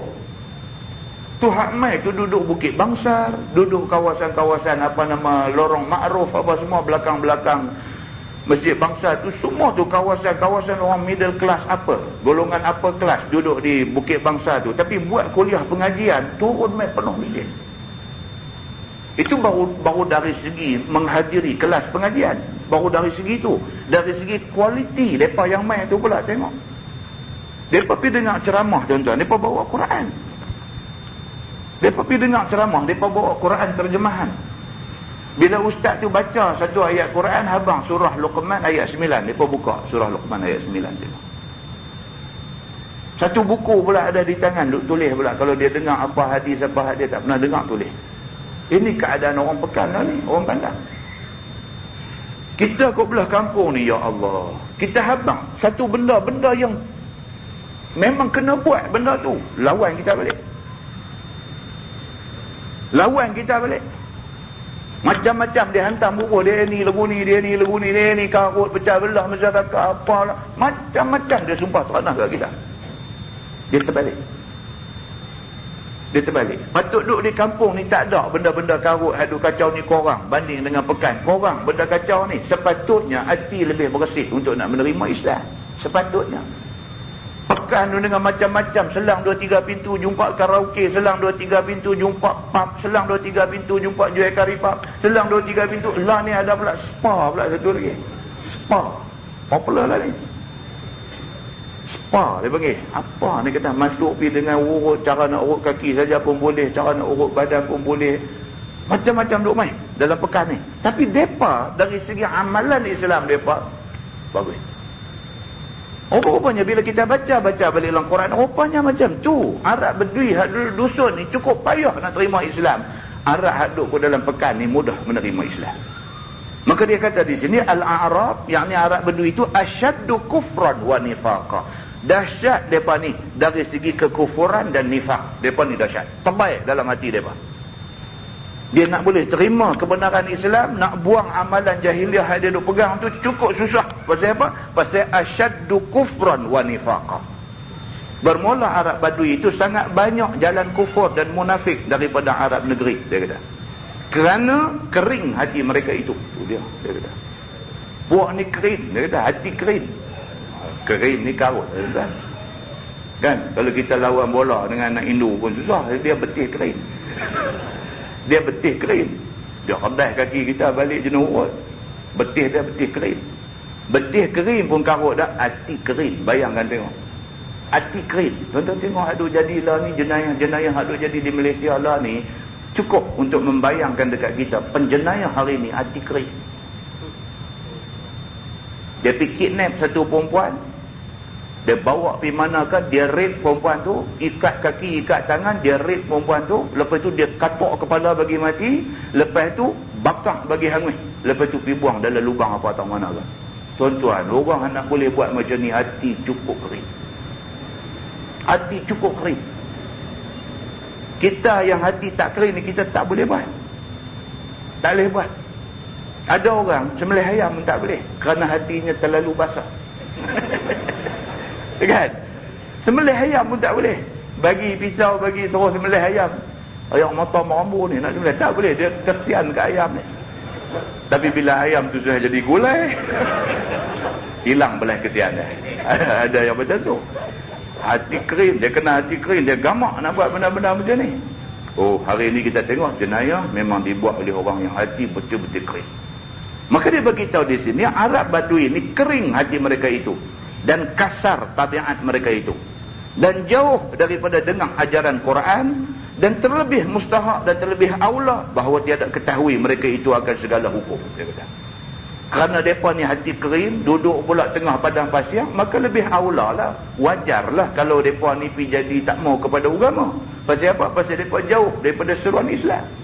Pasal mereka ni duduk berkawan sama-sama kasar, jenis melawak kasar, semua kasar.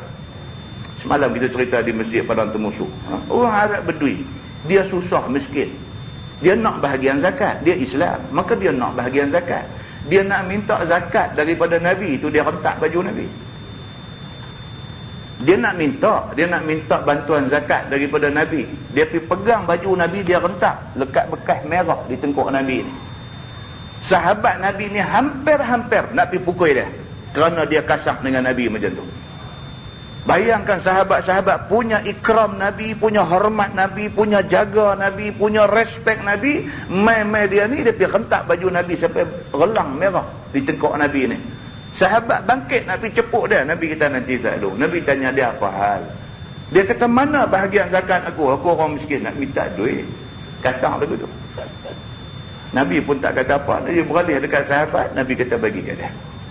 Dia menuntut hak dia. Nabi kata bagi kat dia. Ni berdui dalam masjid dia berkencing. Ni semua hadis-hadis yang menceritakan tentang kasah mereka ni, jenis kasah. Dalam masjid dia berkencing, bangkit di tepi tu, kencing. Sayyidina Umar terus bangkit angkat pedang. Nabi kata nanti biar dia sempurnakan qada hajat dia. Nabi kata kalau terus pergi nak ceput dia lari satu masjid jenuh duk basuh pula, takkan dia nak tunggu. Jadi Nabi SAW kata biar dia sempurnakan qada hajat dia. Hajat dia bagi selesai dulu. Dah habis semua baru pergi abang kat dia. Tang ni bukan tempat dia, lain kali pergi buat tang lain, basuh tempat tu. Kasar mereka ni, jenis orang yang kasar. Dia kata dan kasar tabiat mereka itu, dan jauh daripada dengar ajaran Quran, maka lebih mustahak dan lebih aula bahawa tiada ketahui mereka itu akan segala hukum, yakni barang yang diturun Allah Subhanahu wa taala ke atas mereka itu, ke atas rasulnya. Menasabah kalau sekiranya mereka tak tahu Quran, mereka tak tahu, Nabi mereka buat tak kenal dan sebagainya, menasabah. Pasal apa? Pasal mereka ni jenis kasar, jenis orang ulu begitu. Firman Allah, wallahu alimun hakim. Dan Allah Ta'ala itu Tuhan yang amat ketahui lagi amat hakim pada perbuatannya dengan mereka itu. Allah Subhanahu Wa Ta'ala lebih tahu tentang hal keadaan orang-orang Badui ini. Firman Allah, wa minal a'rab man yattakhidhu ma yunfiqu maghramah. Dan setengah daripada Arab ulu, yang ni Arab Badui itu, mereka yang ambil i'tiqad harta yang ia belanja itu rugi saja. Sebahagian mereka ingat macam tu. Duit kita, kalau kita bagi derma untuk agama, rugi. Apa pun tak boleh. Dia kata, rugilah. Daripada ada 10,000, pergi derma 1,000, tinggal 9. Tinggal 9, 10 tolak 1, 9 rugi. Dia faham macam tu. Ni, benda haduk bagi ni semua, bagi ni bukan nak bawa untung, tetapi membawa rugi. Sebahagian mereka beriktikad, berkepercayaan macam tu. Bahkan, dia percaya tiada pahala di akhirat esok. Bagi liau saja, dia kata, tak ada nak boleh pahala apa. Firman Allah, wa yatarabbasu bikumud ad-dawaira tu. Tolong perbetul bagi dia. Ad-diwar. Syaddah tu bukan bagi bawah, bagi atas. Wa yatarabbasu bikumud dawair. Dan menanti-nanti ia, yakni Badui itu, dengan kamu akan masa ia datang kebinasaan atas kamu. Bahkan mereka ni sentiasa duk tertunggu-tunggu bila bala Tuhan nak turun mai kepada Nabi Muhammad dan orang-orang yang ikut Nabi Muhammad ni, bila nak binasa mereka ni. Alaihim da'iratu tu, bukan da'aratu. Alaihim da'iratus sau'i. Atas mereka itulah kebinasaan daripada azab dan bunuh tiada atas kamu hai muslimin. Wallahu sami'un alim. Dan Allah Ta'ala Tuhan yang amat mendengar segala perkataan hamba dia, lagi amat tahu segala perbuatan mereka itu. Firman Allah, wa minal a'rab man yu'minu billah wal yawmil akhir wa yattakhidhu ma yunfiqu qurbatin 'inda Allah wa salawatir rasul. Dan setengah daripada Arab ulu, yakni orang Badui ini, mereka beriman dengan Allah dan hari akhirat, dan ambil i'tiqad barang yang ia belanja itu qurbah, yakni boleh menghampirkan diri dengan Tuhan dan kebajikan dan mendapat pahala pada Allah Ta'ala, dan menjadi wasilah kepada doa Rasulullah bagi mereka itu. Itu dia nak cerita dekat kita, Arab Badui ini pun serupa kita lah, serupa lah. Di kalangan Arab Badui ini, satu, ada yang engkar langsung. Di kalangan Arab Badui ini ada yang munafik. Di kalangan Arab Bedui ini ada yang beriman dengan Allah. Sama lah tentang bangsa apa sama lah. Orang Melayu pun macam tu. Arab yang bukan Bedui pun macam tu. Orang Cina yang jadi orang Cina Islam berapa juta dah ada di negeri Cina tu pun serupa macam tu lah. Yang kata Cina ni pun serupa macam tu lah. Hak Islam, hak kafir, hak munafik pun ada. Orang Melayu pun sama. Orang Melayu pun sama. Hak bantah. Terus kata apa? Bantah Tuhan. Orang Melayu. Oh banyak orang Melayu bantah Tuhan. Oh banyak orang Melayu bantah Tuhan. Terang-terang tunjuk kebantahan pun ada. Tak ada naik heran apa. Ayat Quran dia boleh pilu ulah buat main-main pun ada. Nak kata apa kat dia? Dalam Quran terang-terang kata wallazina yarmunal muhsanat, orang-orang yang menuduh orang perempuan yang baik-baik berzina. Kata ayat tentang qazaf ni. Orang yang buat kerja macam ni, yang tuduh orang baik melakukan zina, mereka ni dikenakan 80 rotan. Quran sebut. Bolehkah tuan-tuan duduk ulah depan orang cerita pasal hukum rotan kerana menuduh orang ni nak kena rotan ni satu hukum yang tak adil? Bolehkah pergi kata begitu? Kita dengar pun sedih. Tak reti tak usah bercakap lah. Benda ni ayat Quran, bukan pendapat ulama. Kalau yang kita duduk petikai tu pendapat ulama, boleh gagah. Boleh gagah. Sebab ulama pun manusia, mungkin ada satu dua pendapat dia yang kurang tepat, boleh gagah. Tapi kalau sampai Quran punya, ayat Quran kita duduk jengkai, kita duduk kata tak betul, tak boleh. Tak boleh.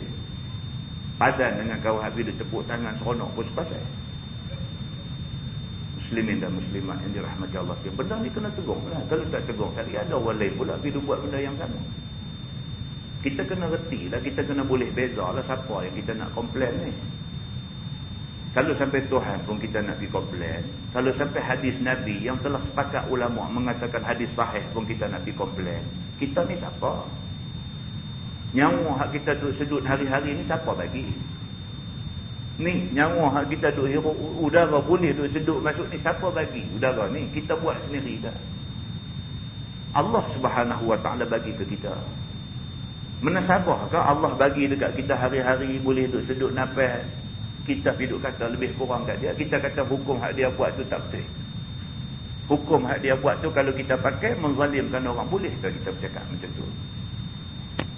Serupalah kita duk kata Arab Bedui aja derhaka kepada Allah, sama aja. Orang Melayu pun sama, siapa pun sama aja. Maka manusia ni dia kata Arab Bedui ni pun samalah. Ada sebahagian daripada mereka ni yang menganggap apa? Yang menganggap hak Nabi kata, ayat Quran hak turun ni semua tak boleh pakai. Ada satu golongan anggap macam tu. Ada pula satu golongan lagi mengaku Islam, terima ayat Quran, terima hadis Nabi, tapi bila mai ayat Quran suruh infak fi sabilillah, dia kata kalau kita bagi derma ni merugikan. Maknanya dia munafik. Ada pula sebahagian lagi dia kata orang Arab Bedui ni wa minal a'rab man yu'minu billah, beriman dengan Allah. Wal yaumil akhir, dia beriman dengan hari kiamat. Wa yattakhidhu ma yunfiqu qurbatin 'indallah, dan dia menganggap derma hak dia bagi ni boleh mendekatkan diri dia dengan Allah. Maknanya dia beriman. Dia anggap hak dia bagi ni boleh dekat dia dengan Allah Subhanahu Wa Taala. Wa salawatir rasul, bahkan dia menganggap kalau Nabi minta dia infak harta, belanja harta pada jalan Allah, dia belanja, itu menjadi satu wasilah kepada Nabi boleh doa kepada dia. Dia percaya macam tu. Maka dia bagi derma. Bila dia bagi derma, Nabi SAW angkat tangan minta dekat Tuhan, ya Allah berkatilah orang ni. Dia anggap doa Nabi itu membawa kebaikan dekat dia. Maknanya dia beriman kepada Allah. Maka orang Badui pun ada yang macam ni. Dia kata yang beriman pun ada. Ala innaha qurbatun lahum. Ala tu bukan illa. Tu ayat tu ala. Alif lam alif tu alif fathah, lam alif pun bukan illa. Ala innaha qurbatul lahum. Ketahuilah olehmu bahawasanya nafkah itu kebajikan bagi manusia, yang menghampirkan mereka itu kepada Allah Subhanahu Wa Taala. Itu dia. Tuhan pula lagi bagi tahu, dia kata siapa yang belanja harta untuk jalan Allah, maka dia mendapat kebajikan di sisi Allah. Firman Allah, sayudkhiluhumullahu fi rahmatih. Lagi memasuk akan mereka itu oleh Allah pada dalam rahmatnya, yakni dalam syurga. Bahkan orang yang buat macam yang Allah suruh, Allah kata aku tak ada janji lain dekat dia, melainkan aku janji dia akan masuk syurga. Tuan-tuan, dahsyat. Tuhan dia tak ada janji lain. Tak ada janji-janji keduniaan pun tak ada. Tuhan janji satu je. Cerita dia apa-apa, hampa taat dekat aku bagi syurga. Hampa buat apa yang aku suruh, aku bagi syurga. Benda aku larang, aku kata jangan pergi duk buat, hampa semua pakat tak pergi buat kerana aku kata jangan pergi, aku bagi syurga. Allah janji bagi syurga ni, menunjukkan syurga ni, Allahu Akbar, janji yang cukup besar di sisi Allah Subhanahu wa ta'ala. Firman Allah, innallaha ghafurur rahim. Bahwasanya Allah Ta'ala Tuhan yang amat mengampuni bagi dosa hambanya, lagi amat rahim dengan mereka itu. Tuhan kok mana pun maha pengampun. Tuan-tuan, silap ni semua orang buat silap. Tapi orang yang paling baik ialah bila dia buat silap, ada teguran dekat dia, dia menerima teguran itu dan dia minta ampun dekat Tuhan. Ini orang paling baik. Siapa tak buat silap? Bercakap ni tuan-tuan, kita lidah bukan ada tulang. Ikut kita nak petik lagu mana lah. Kita nak kata apa, kita kata lah. Tapi kalau hak kita kata tu bertepatan dengan suruh Allah, dengan Quran, dengan hadis, kita dapat janji baik. Tapi kalau lidah kita petik, pergi bercakap benda fitnah, pergi bercakap benda dosa, pergi bercakap benda yang boleh menjatuhkan aib orang dan sebagainya, kita pergi bercakap dengan niat memang nak menghina orang dan sebagainya. Misalnya niat kita begitu, binasa kita. Binasa kita. Atas kita lah kita nak petik lidah kita macam mana, dan kita akan bertanggungjawab atas apa yang kita kata. Jadi ambil yang tibar benda ni. Ayat Quran bila kita baca bukan sekadar nak ingat balik apa yang jadi dulu aja. Bukan sekadar nak tahu apa berlaku zaman Nabi dulu, zaman Nabi-Nabi sebelum Nabi Muhammad dulu, bukan macam tu aja. Tapi ayat Quran ni kita baca tujuan nak ambil pengajaran untuk diri kita. Kita baca, kita ambil pengajaran. Kalau nampak ayat ni nampak macam duk beritahu kata kita silap, gostan balik buat lagu yang betul punya.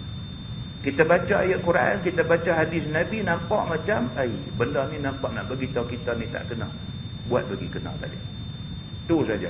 Maka ketika itu Quran dan hadis Nabi memberi pengajaran kepada kita, dan dia betul-betul memberi petunjuk kepada kita semua.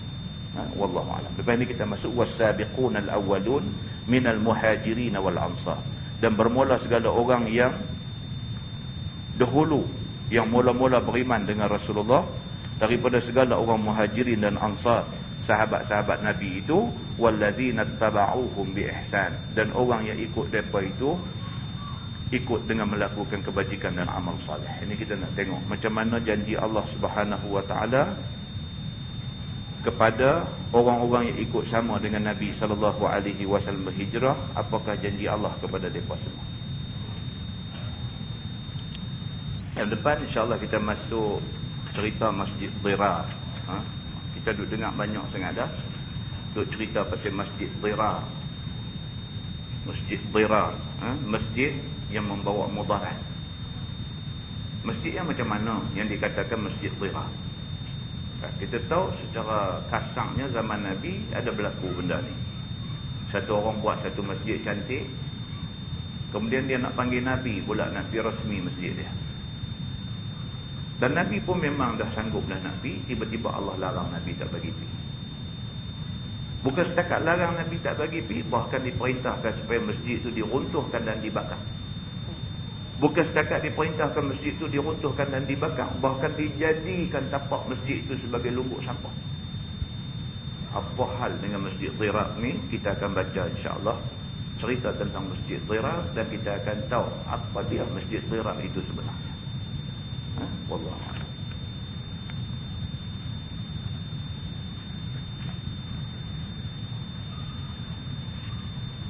Soalan. Saya ingin tanya satu soalan. Apa hukum seorang bapa buat akikah ke atas bayinya hasil wang yang disedekahkan oleh saudara mara, termasuk wangnya sendiri? Tak salah. Tuan-tuan, kita dah beritahu dah.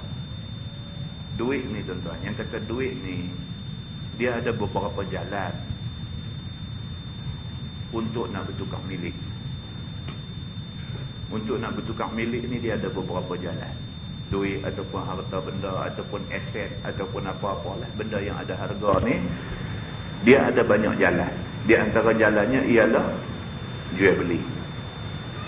Asal-asal kereta tu kereta orang, dia jual kat kita, kita beli, maka kereta tu jadi kereta kita, tak jadi kereta dia dah.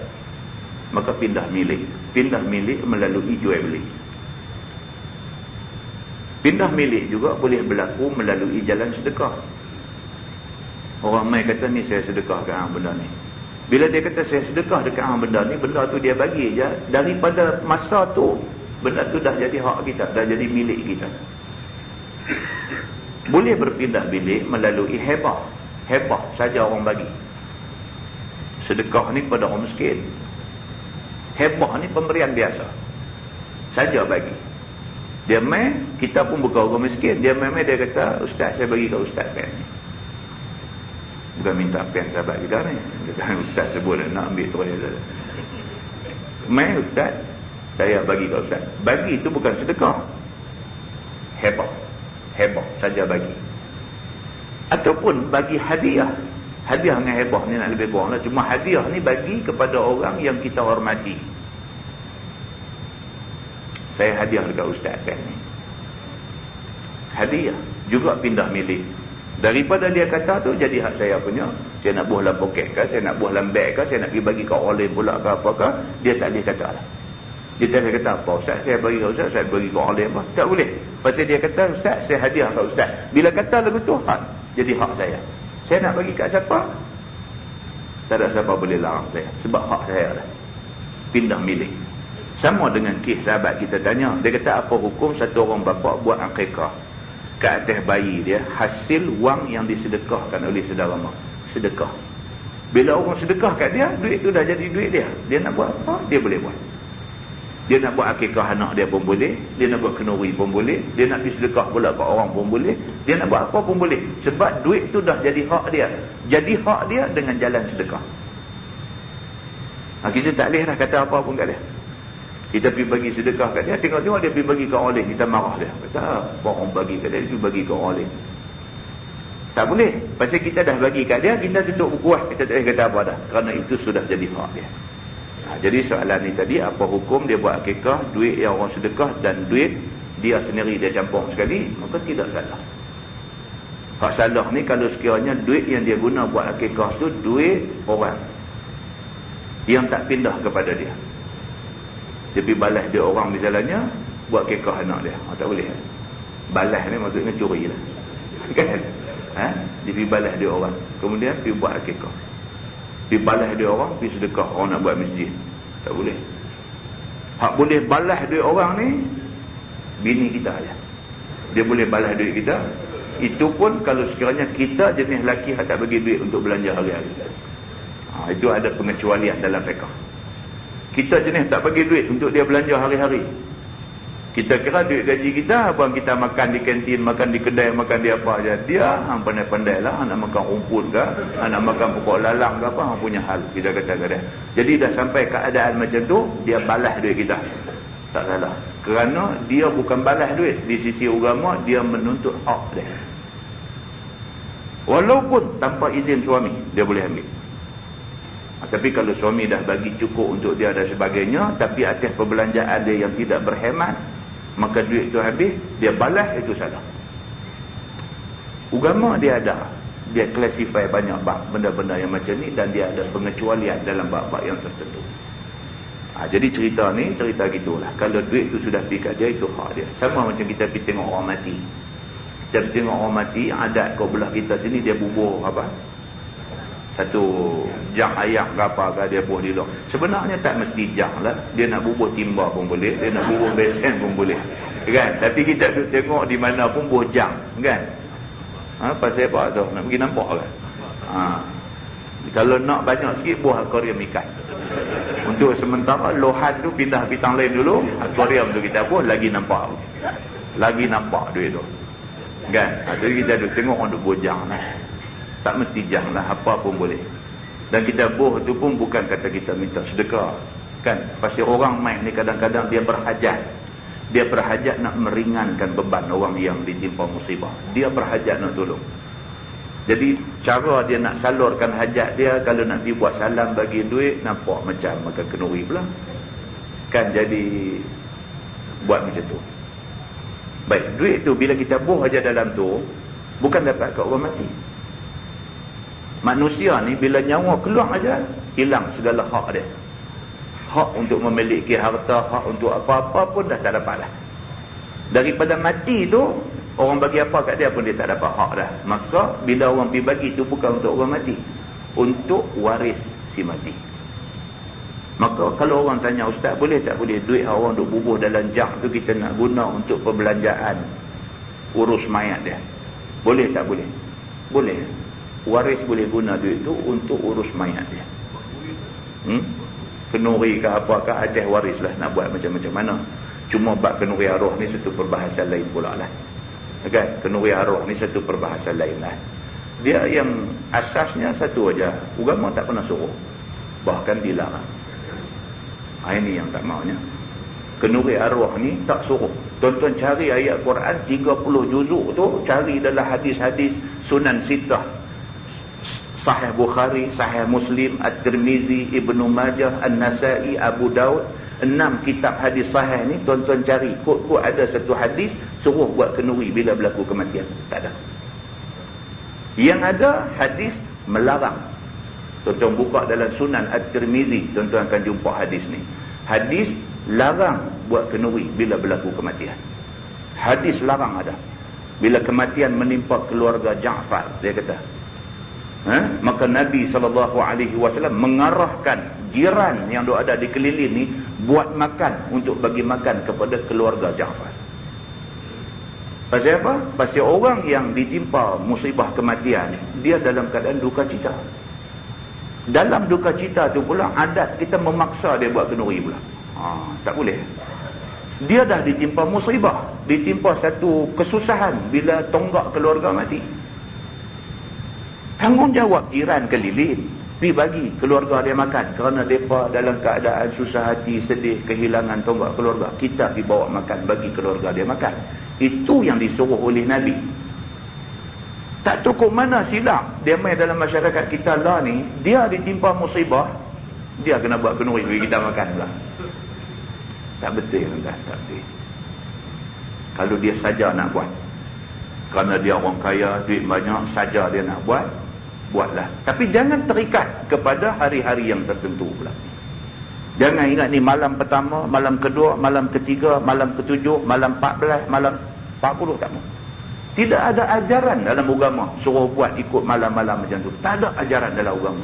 Satu hadis pun tak ada yang suruh buat benda tu. Tak ada. Apatah lagi kalau orang yang ditimpa musibah kematian ni orang miskin pula lagi. Tuan-tuan bayang, bukan semua orang kaya. Ada orang miskin memang tak ada duit betul, sehingga kan nak kelola mayat tu bagi selesai simpan pun dah jadi satu susah dekat dia. Anak beranak pun dah berkeli dah. Anak beranak tu dah berkeli dah. Abang Long dengan Kak Ngah ni dah mula duk cakap dah. Kak Ngah kata, saya tak ada duit, abang dah buat keluar belanja. Abang ni pula kata, aku hingga aku kerja capek dah. Berkeli dah. Anak beranak tu dah berkeli dah kerana nak urus mayat pak ni. Dibebankan pula mereka dengan nak kena buat kenuri pula lagi selepas mati. Ini agama tak ajar kita. Kan? Lah banyak tempat dah ada ubah. Masjid Seberang Jaya dah ubah dah. Masjid Seberang Jaya kalau ada kematian, mereka semayang dekat mana ada mereka semayang, jalan siap sempurna. Orang mati ni tanggungjawab kata orang hidup ni apa dia? Mandikan mayat dia, kafankan dia, sembahyangkan dia, kebumikan dia. Itu tanggungjawab kita. Lain tak ada. Bila ada kematian, bawa main masjid, banyak mana ada, jiran-jiran sebelah menyebelah rumah, orang kampung apa panggil main, okeylah kita buat ini, satu khidmat penghabis kita dekat dia, kita duduk sekampung dengan dia. Semayanglah. Ada 2 saf pun 2 saf lah. Sama je. Bawa pergi simpan. Habis dah selesai, simpan apa semua, sahlerah selesai. Kalau sekiranya keluarga masih lagi apa semua, nak buat kenuri, nak buat makan apa semua, Masjid Seberang Jaya tak mau dah tadi. Tentang pergi tanya tu Imam ni Ustaz Samsudin, pergi tanya dia, ada beritahu dia tak buat. Kalau ada keluarga mai abang ni Ustaz, malam ni minta sila, malam ni kita buat kulhu sikit di rumah. Dia kata tak apalah, kalau nak buat kita buat di masjid. Makan-makan apa kami tak mau. Apa? Malam tu buat sikit lah, baca. Walaupun mengikut pendapat Imam Syafi'i sendiri, Imam Syafi'i kata bacaan yang dibaca oleh orang-orang yang tak ada kaitan anak dan sebagainya kepada si mati, tak sampai kepada si mati. Itu fatwa Imam Syafi'i. Kita kata kita mazhab Syafi'i, tapi tang fatwa ni kita tak mau pakai. Fatwa Imam Syafi'i dah keluar satu fatwa, bacaan ayat Quran ke apakah semua yang dibaca oleh orang yang bukan waris. Imam Syafi'i punya fatwa, dia kata tidak sampai kepada si mati. Itu fatwa dia. Jadi kalau kita, Imam Syafi'i bersandar kepada nas.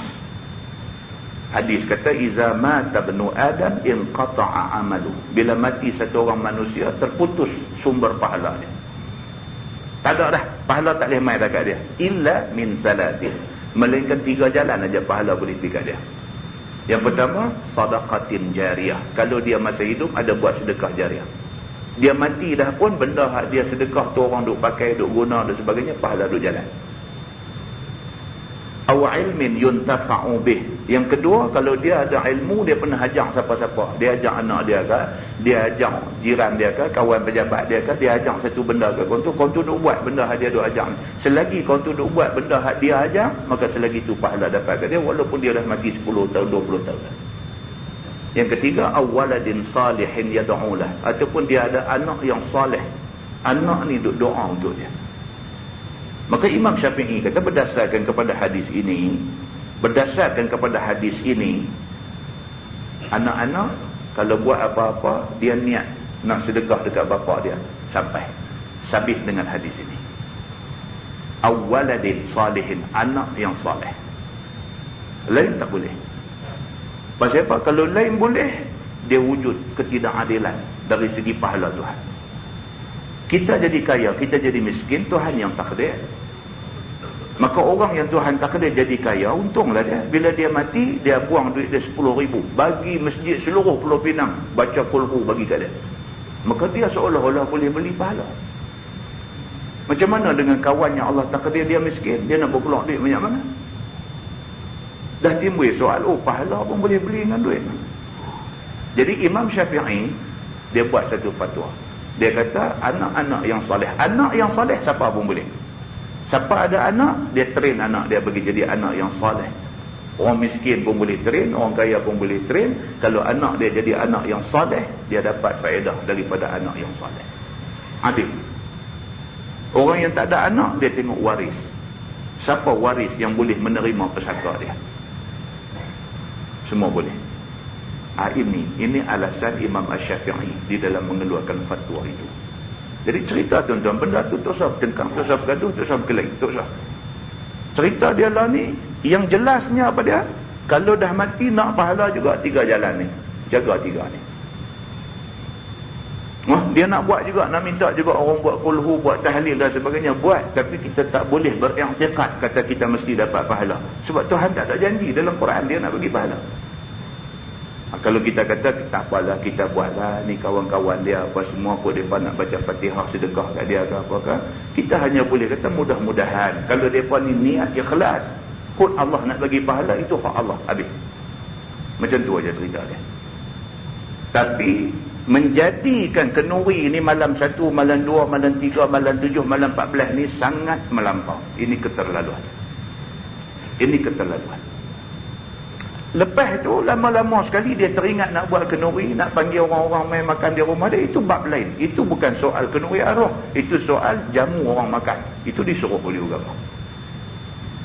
Dia tak ada kaitan dengan siapa mati, siapa apa. Cuma saja nak jemput orang main rumah dia, nak bagi makan. Bagi makan kepada orang, ini dapat pahala. Ini agama bagi tahu macam tu. Agama beritahu macam tu. Kadang-kadang kita, bila kita duk reka buat benda-benda yang tak disuruh oleh agama, akhirnya kita rasa susah dengan benda ni. Kita rasa susah. Tuan-tuan, benda ni orang miskin tahulah macam mana dia rasa terbeban dengan amalan-amalan ni. Orang miskin tahu. Orang kaya tak tahulah. Jadi dia ada duit, dia tak kisah. Orang miskin rasa benda. Jadi mai kita perbetul lah, kalau sekiranya kita rasa benda ni lebih baik kita ikut Quran, kita ikut hadis Nabi, lebih baik kita ikut. Kerana mengikut Quran dan mengikut hadis langsung tak ada silap. Tapi mereka-reka buat benda-benda yang belum pasti ini belum tentu, kemungkinan ada silap. Tak ada manusia yang tak buat silap. Kalau kesilapan itu diikuti dengan kesedaran dan minta ampun pada Allah, mudah-mudahan Allah ampun kita insya-Allah. Wallahu a'lam. Yang baik itu daripada Allah, yang tak baik silap saya. Kita tangguh dengan tasbih kafarah dan suratul Asr. Subhanallah.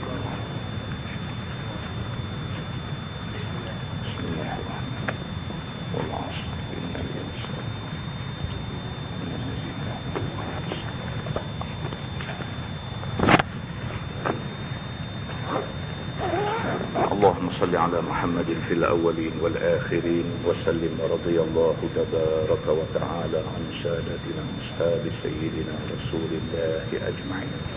بسم الله الرحمن الرحيم. الحمد لله رب العالمين حمدا يوافي نعمه ويكافئ مزيدا.